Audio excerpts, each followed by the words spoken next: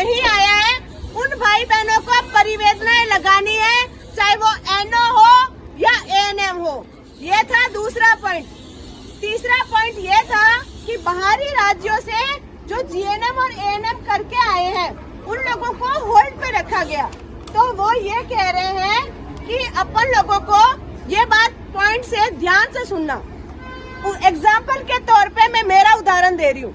जैसे कि suppose that मैंने पंजाब से नर्सिंग की है और आरएनसी हमको यहाँ से मिल गई।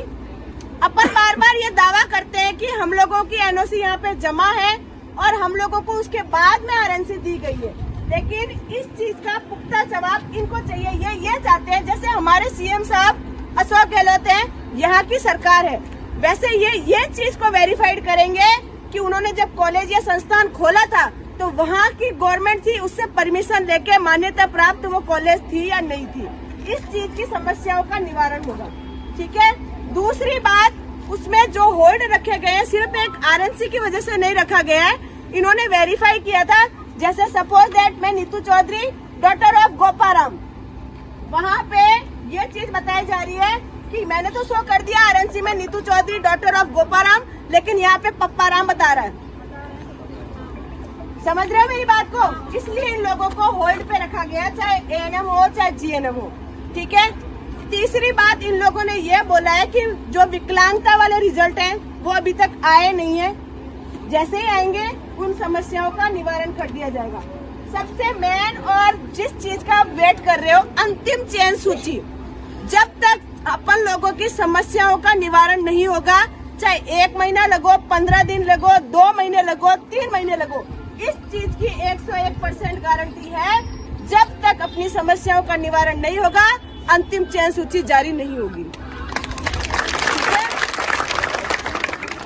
समझ में आ रही है? एक और सबसे इम्पोर्टेंट बात जो आप लोग सोच रहे हो, ये एग्जाम्पल दिया था मैंने सर से ये क्वेश्चन किया था कि सर आपने डेलीगेशन के लिए हम 6 जनों को बुलाया है एग्जाम्पल के लिए, और सरकार ने 6 ही सीटें ली है।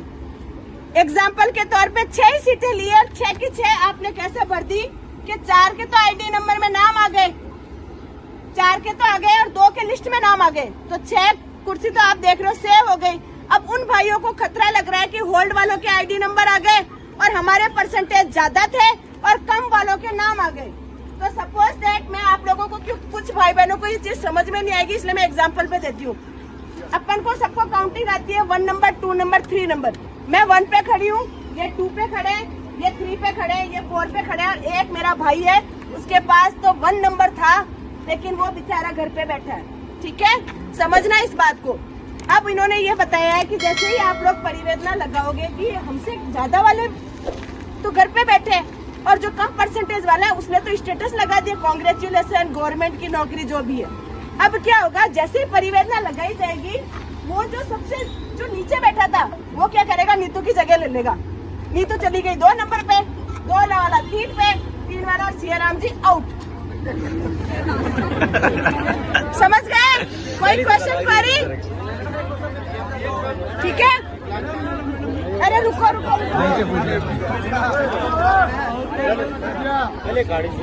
ठीक है। राजस्थान वालों क्या हुआ मैम? जो भी, और यही बात जो राजस्थान वालों की मैंने आपको बताया ना, आप ये सोच रहे हो कि हमारी आरएनसी हमने राजस्थान से की थी और उसके बावजूद भी हम लोगों को नहीं लिया गया, तो उसमें एग्जांपल आपको बता रही हूँ ना। जैसे आपका नाम आ गया, आपके पापा का नाम गलत है, वो कॉलेज में तो पप्पाराम बोल रहा है और यहाँ गोपाराम बोल रहा है, उसको वेरीफाई करेंगे ये लोग। ठीक है। और अपन जैसा चाहते हैं कि हाथों हाथ इस समस्या का समाधान हो जाए, यही तो चाहते हैं कि भ्रष्टाचार मिटाना है। और इन्होंने ये भी चीज कही है, जैसे अपन कहते हैं कि हमारे क्लासमेट थे, वो सेम कॉलेज से थे, उनकी ज्वाइनिंग हो गई और हम लोग रह गए। ये सारी समस्याएं सबका समाधान होगा, उसके बाद ही अंतिम चयन सूची जारी होगी। होल्ड वाले तो सीटों पे बैठे हो ना सिस्टर, अभी तो समझा इस चीज को। होल्ड वाले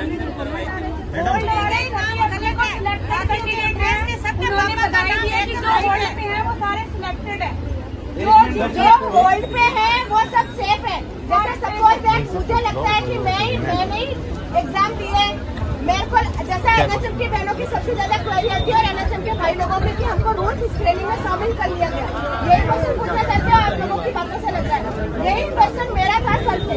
सर ने ये कहा कि आप लोग सही हो, आप ये सोचो ना जैसे मंजू अभी आप अपने जगह पे बैठे हैं, आपको आपकी और मैं छुट्टी जारी होगी। मैडम मैडम मुझे एक निवेदन है, आपने क्या है कि वंचित है तो आपने पूछा कि उन्होंने बोला तो उन्होंने बोला है कि आप परिवेदना लगाओ, परिवेदना लगाएंगे तो परिवेदना क्या लगाएं, क्या डॉक्यूमेंट लगाएं, ये सारे लगाएं। सुनो, जो भी समस्या है ना आपके जो भी समस्या है ना, सिर्फ वो मेन टॉपिक लिखना है परिवेदना में, और फालतू बस और कुछ नहीं लिखना। आपका नाम बता देंगे, पिताजी का नाम, NID, क्या कारण है, क्या लिखना है वो सारा भाई कैसे जारी करेंगे। शेराम जी भाई साहब ऐसी बात है, कारण का उनको पता ही नहीं है किस कारण से वो मैडम भाई कारण का तो हमें पता ही है। कारण है ना, आपको सुनो मेरी बात सुनो, कट ऑफ से ज्यादा नंबर होते हैं।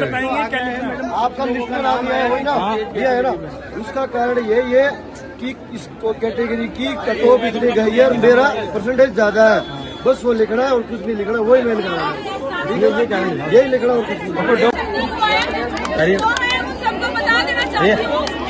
थोड़ा सा साइड हो जाए, थोड़ा मानसिंह ये करना है कि उनको कोई परिवेदना नहीं लगानी है और मेरे से आप फोन पे बात करना। मानसिंह जी मानसिंह भैया समझ रहे हो, मेरी बात सुन लो। मैं भी अरे सुनो भाई, होल्ड में हूँ मैं। अरे आगे तो सुनो, अरे तो पूरी बात तो सुनो, अलग से बात जिनका राजस्थान से है। अगर आप माहौल खराब करो तो हम चले जाए, आप आंदोलन कर लो। क्या है तो बीच में क्यों बात करो, एक बार सुन लो ना इनका। मानसिंह जी जिनका राजस्थान से और जिनका होल्ड पे रखा गया, उनको एक बात बताना चाहती हूँ, उनको घबराने की कतई जरूरत नहीं है। मेरी बात सुनो, मेरी बात सुनो, अरे सुनो, ये कविता जी बोलेंगे, उसके बाद धरना समाप्त किया जाएगा। जिसको सुन रहा है शांति से सुन लो। अरे उसके बाद मैं बोलूंगा, एक बार आप फिर सुन लो, मैं बोलूंगा, सुनने के बाद धरना समाप्त कर देंगे। क्या करेंगे, धरना समाप्त क्या उखाड़ देंगे। पर ओनली परिवेदना नहीं लगानी, जिनका होल्ड रखा गया उनको परिवेदना नहीं लगानी है। डायरेक्ट अंतिम चयन सूची में अपना नाम आएगा, इसके बाद भी अंतरिम सूची है, इसके बाद अंतिम चयन सूची आएगी, उसमें अपना नाम होगा और उसमें अगर नाम नहीं होता है तो फिर परिवेदना लगानी है। और जो विडो बहन बोल रही है कि उनकी सीट शायद 20-50 थी और 4 सीटों पे विडो को लिया गया है। जो विधवा बहन यहाँ बैठी है, शायद मेरे साथ से डाइवोर्स है क्या, 4 को लिया गया ना, तो वो ये ना समझे कि 4 सीट को भर लिया, बाकी सीटों को खाली छोड़ दिया या उनमें गड़बड़ी हुई है, ऐसा बिल्कुल भी नहीं है। उनको जो बहनें DV करवा के गई है, उनके नंबर अच्छे खासे हैं, मेरिट लिस्ट में वो आ रही है, उनको परिवेदना ही लगानी है, परिवेदना लगानी है उनको, जिसका नाम मिलेगा उनको परिवेदना ही लगानी है। और जो कैंडिडेट बाहर से करके आए हैं, उनका चाहे वो डाइवोर्स कोटे से हो, उनकी दोबारा सबकी जांच की जाएगी। ये मत सोचो कि हमने डाइवोर्स कईयों ने फर्जी ले रखा है, तो फर्जी डाइवोर्स वाले में सतर्क हो जाओ, क्योंकि उनकी जो रजिस्ट्रेशन नंबर है उनके मतलब यहाँ सिखों में रख लिए जाएंगे और उन पर 420 की कार्रवाई होगी। ये मैं ठाकर जी से डायरेक्ट बात करके हम लोग, और जो कैंडिडेट जिसको लग रहा है कि मेरे कॉलेज से जैसे बाहर से किया है, मेरे कॉलेज से किया है, मेरा नाम नहीं है, बाहर वाले का नाम आ गया, तो ऐसी कैंडिडेट को लिस्ट बनाओ ताकि अपने सिखों में बता सके कि किसी से फर्जी किया और ये फर्जीवाड़े को अपने कम कर सके। बंद नहीं कर सकते लेकिन कम तो कर ही सकते हैं। जिसने कोविड में काम किया, जिसको 15% बिना ज्वाइन किए मिल गए, और जिस आपने काम किया, आपका एक्सपीरियंस या तो गिना नहीं गया है या फिर किसी के 2 एक्सपीरियंस है तो उसको 1 एक्सपीरियंस अगर माना गया है, तो मैं बता देना चाहती हूँ कि जिससे फर्जी एक्सपीरियंस काउंट हुआ है जिसका, और आपकी नजर में ऐसा कोई बंदा है, जो कईयों के ऐसे भी है जिसके CHC भी बैठे हैं, और कई बंदे ऐसे भी है जिसका ANM लिस्ट में भी नाम है और जिसका GNM लिस्ट में भी नाम आ रहा है प्रोविजनल सूची में, तो उनको ज्यादा खुश होने की जरूरत नहीं है। मैं बता देना चाहती हूँ, उन पे सब पे 420 का केस होगा, लेकिन एक बात सबको इकट्ठा होके उनके सबूत हमको पेश करने पड़ेंगे सिखों में। जैसा कि CHM की बहनें यहाँ पे बैठी है, उन लोगों ने मुझे व्हाट्सएप पे बाकायदा नाम भेजे हैं, जैसे कि उनको अच्छे से पता है कि ये फर्जी डिग्री लेकर आई है। स्पोर्ट्स वालों को होल्ड पे रखा गया, एक बार होल्ड पे रखा, स्पोर्ट्स और PS कैंडिडेट को होल्ड पे रखा गया, उनके अभी तक स्पोर्ट्स वालों का जो लिस्ट में नाम है सबके नाम नहीं है, होल्ड पे रखा गया है। हाँ बोलो, हाँ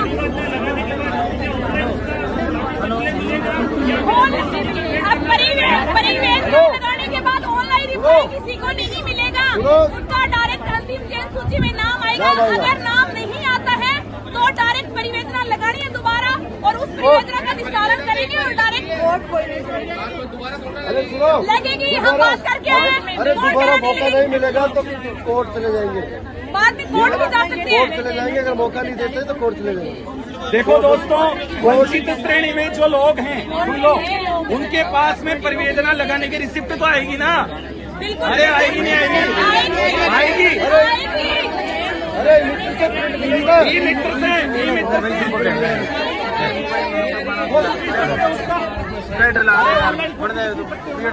ऑनलाइन परिवेदना लगेगा, उसको ई-मित्रा से रिसिप्ट मिलेगी। लगाने वालों का ही निकला है, हमारे पास है। हमारा निकला अरे